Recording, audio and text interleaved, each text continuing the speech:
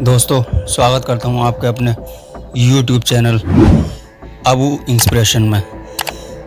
तो प्यारे साथियों, मैं आपके लिए एक ऐसी कहानी लेकर आया हूं जो आपकी ज़िंदगी को बदल कर रख देगी। वीडियो को बिल्कुल भी स्किप ना करें और बने रहें हमारे साथ एंड तक।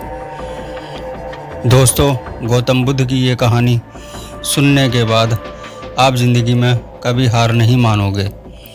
बहुत समय पहले की बात है। गौतम बुद्ध के पास हजारों शिष्य अध्ययन करने आते थे। गौतम बुद्ध का कोई भी शिष्य जब किसी चीज़ से ज्ञान प्राप्त कर लेता था तो गौतम बुद्ध उसे किसी एक दिशा में लोगों को जागरूक करने तथा ज्ञान देने के लिए भेज दिया करते थे। गौतम बुद्ध का एक अनुयायी बुद्ध के आश्रम में लगभग 6 वर्षों से रह रहा था। वह शिष्य एक दिन महात्मा गौतम बुद्ध के पास आया और बुद्ध से कहने लगा, मैं आपके पास लगभग 6 वर्षों से रह रहा हूँ। मेरे बाद बहुत सारे शिष्य यहाँ पर आए। उनमें से लगभग सभी शिष्यों को आपने शिक्षा का ज्ञान देने के लिए किसी न किसी दिशा में भेज दिया, लेकिन आपने मुझे अभी तक नहीं भेजा। आखिर आप ऐसा क्यों कर रहे हैं? क्या मैंने ठीक से शिक्षा ग्रहण नहीं की या मुझे आपका ज्ञान प्राप्त नहीं हुआ? गौतम बुद्ध उसे देखकर हल्का सा मुस्कुराए और बोले, ये तो तुम्हें खुद ही समझना पड़ेगा कि मेरा ज्ञान तुम्हें प्राप्त हुआ है या नहीं।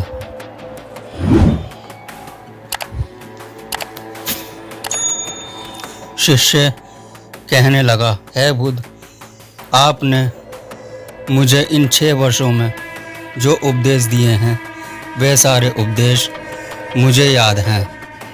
आपकी बताई हुई हर एक बात मुझे ऐसे याद है जैसे मनुष्य को अपनी मौत याद रहती है।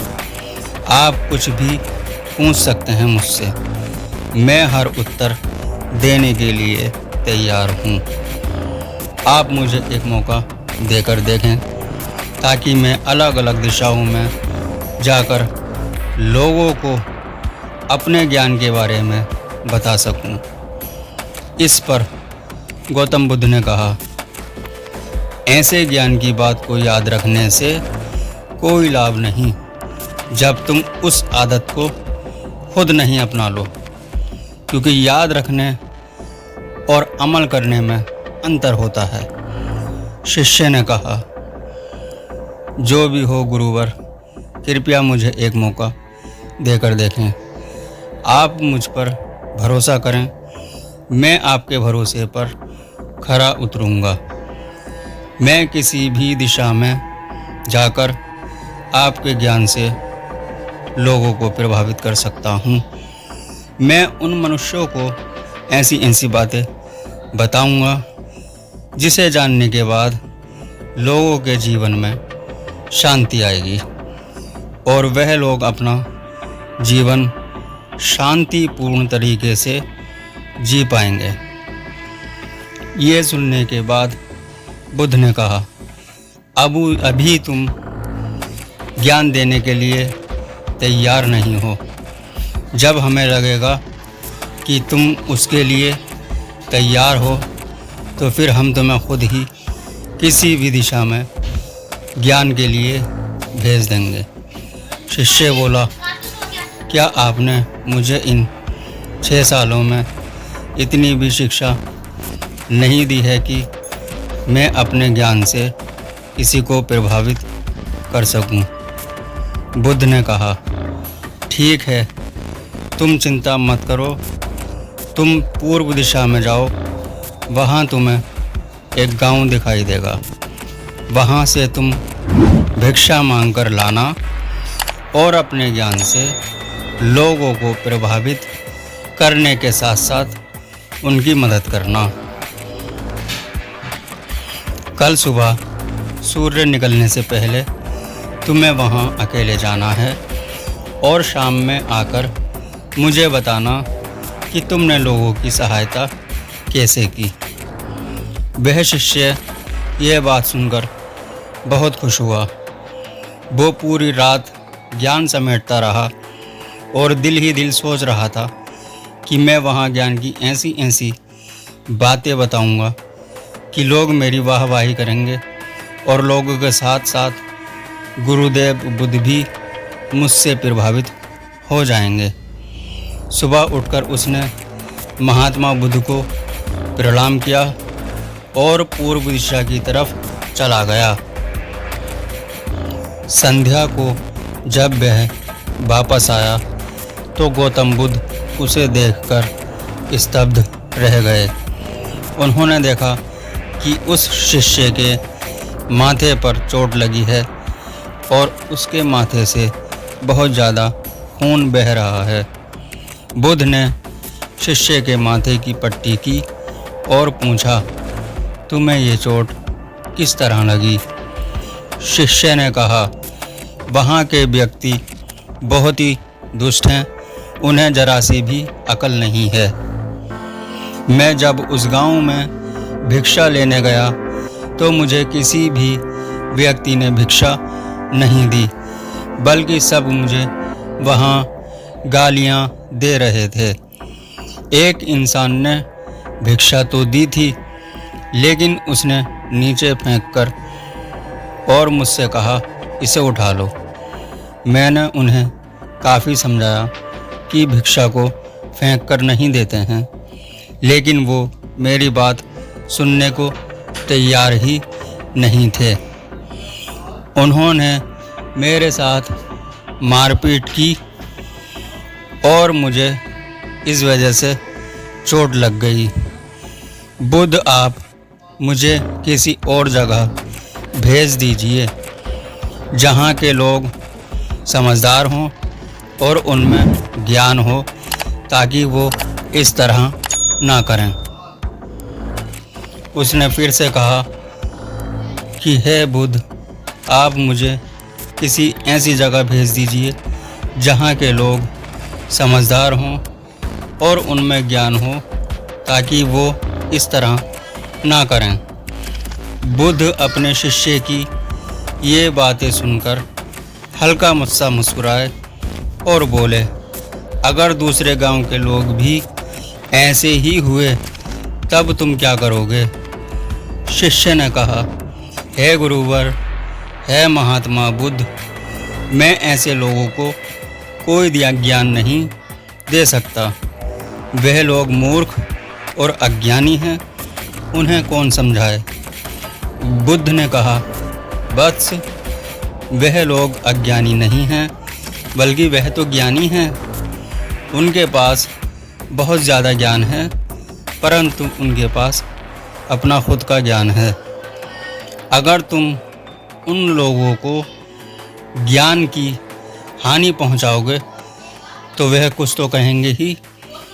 तुम इस तरह लोग हर जगह पर मिलेंगे, तब तुम अपना ज्ञान उनमें कैसे बांटोगे?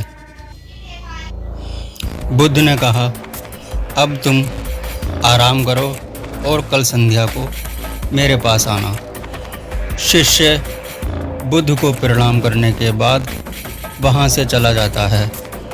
अगली शाम को जब वह फिर से गौतम बुद्ध के पास आया, तब वहाँ पर गौतम बुद्ध के एक शिष्य और मौजूद थे, परंतु उनके हाथ में भी चोट लगी हुई थी। बुद्ध ने अपने शिष्य के हाथ पर चोट देखकर उस पर पट्टी की और उस शिष्य से पूछा, अब बताओ तुम्हें ये चोट कैसे लगी? शिष्य ने कहा, आपने मुझे भी पूर्व की ओर एक गांव में भेजा था, तो वहीं मुझे ये चोट लगी। बुद्ध ने शिष्य से कहा, वहाँ तुम्हारे साथ क्या क्या हुआ? तुम मुझे सब विस्तार से बताओ। शिष्य ने कहा, वहाँ जाकर जब मैंने लोगों से भिक्षा मांगी तो मुझे किसी ने भी भिक्षा नहीं दी। एक व्यक्ति जिसने भिक्षा दी भी तो उसने मुझे ज़मीन पर फेंक कर दी थी और मुझसे कहा उसे उठा लो। तो मैंने उसे उठाकर अपने थैले में रख लिया। फिर मैंने उसे जीवन में सफल होने का आशीर्वाद दिया। तब उस आदमी ने मुझसे कहा, आप बड़े अजीब इंसान हो, मैं आपकी बेइज्जती कर रहा हूँ और आप मुझे फिर भी सम्मान और आशीर्वाद दे रहे हो। तो मैंने उससे कहा कि आप दानवीर हो, आपने मुझे दान दिया है, यही सोचकर मैं आपको आशीर्वाद दे रहा हूँ। उसके बाद मैं वहाँ से आगे आ गया। फिर कुछ मनुष्य मुझे मिले जो मुझे वहाँ से जाने के लिए कहने लगे। उन्होंने मुझे बहुत बुरा भला कहा और मुझे पत्थर मारे, जिससे मुझे चोट लग गई। और जब मैं आश्रम की ओर वापस आ रहा था तब रास्ते में मैंने देखा कि एक बच्चे की माँ अपने बच्चे को गोद में उठाए हुए है और बहुत ज़्यादा रो रही है। वह अपने बीमार बच्चे की बहुत चिंता कर रही थी। मैं तुरंत जंगल में गया और वहाँ से जड़ी बूटी लेकर आया, लेकिन वहाँ के कुछ व्यक्ति जड़ी बूटी देने को तैयार नहीं थे। फिर मैंने उनसे हाथ जोड़कर विनती की, वह मुझे उस बालक का इलाज करने दें। उसके बाद वह जैसा कहेंगे मैं ठीक वैसा ही करूँगा। फिर जिस व्यक्ति ने मुझे फेंककर भिक्षा दी थी, उस व्यक्ति ने उन गांव वालों को समझाया। तब उन्होंने मुझे उस बालक को जड़ी बूटी लगाने दी। जड़ी बूटी लगाने के बाद ही वह बालक ठीक हो गया था। फिर गांव के जिन लोगों ने मुझसे अपशब्द कहे थे और मेरा अपमान किया था, उन्होंने मुझसे क्षमा मांगी और धन्यवाद कहा। उसके बाद मैं वहाँ से वापस आ गया। हे गुरुवर, हे बुद्ध, मेरी आपसे एक विनती है कि उस गांव के लोग बहुत सीधे साधे हैं। क्या मैं उस गांव में रोज़ जा सकता हूँ? क्या रोज़ उसी गांव में जाकर भिक्षा मांग सकता हूँ? सभी बातें पहले वाले शिष्य ध्यान से खड़े होकर सुन रहा था।